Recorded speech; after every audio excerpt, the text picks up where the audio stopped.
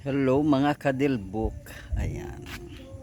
Dito pa rin tayo sa Villamar. So, Cordon Isabela. So, ngayon ay araw ng Linggo, June 15. Oh, 15. So, ipakikita ko sa inyo kung gaano kadami magbunga itong mga talong dito.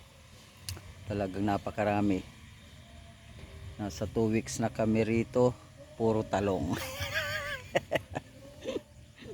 So ipapakita ko, ito ay halos 2 weeks ago nagsimula na silang mamunga, kaya hanggang ngayon ang dami na nilang bunga, ang dami na naming nakuha. Ayan sila oh. Kung magbunga kasi sila is yung kukunti yung dalawa lang, mas marami yung magbunga sila is tatlo, ayan, tatlo, may apat, ayan o, ito lima ito 5 yan. So karamihan dalawa, tatlo, apat, ayan o, ang daming bunga yun, ang dami doon o. Ang hirap ipakita sa inyo Ganon din ang sili oh. Nag-start na rin ang sili. Pero ito doon sa caretaker dito sa farmhouse. Ayan oh. Pero sabi nga is kuha lang kami dito. Maraming mga makukuhang gulay. Ayan, masisira lang na naman yan mga yan kasi pang bahay lang, ano lang, hindi naman pang binta, pero dapat ibinta kasi sayang ang dami. Ayun, daming bunga, talong, sili, may okra pa. So ganun dito, at lalo pa ngayon na nag-uulan every night, every afternoon so tag-ulan na.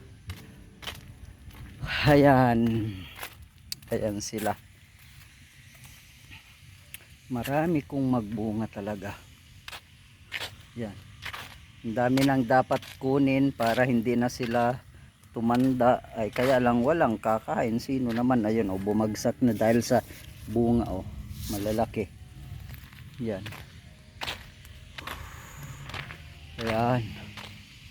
Ang dami nilang bunga kaya hindi lang masyadong makita dito sa camera. Allah, kung magbunga ang dami. So dito ito sa Villamar.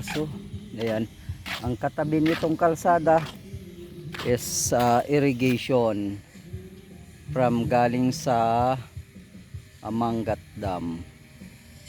Magat Dam or Mangat? Magat siguro.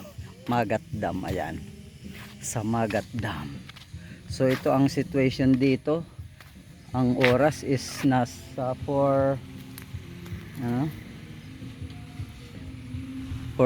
or 5 na ng hapon. So araw ng Linggo, syempre walang patrabaho tayo. At bukas balik trabaho na naman sila. Ayan, may nagtitinda ng kal ng manok. So yan ang sitwasyon ngayon. Yan ang update ngayon sa araw na ito. Si Delbo Crew Vlog. Thank you sa mga nanonood ng aking mga videos dito sa pag-update ng ating ginagawa dito sa project na ito, dito sa pag-renovate ng bahay, lalagay ng slab. So yung yero papalitan na ng concrete roofing. Ayan. So bye bye na muna.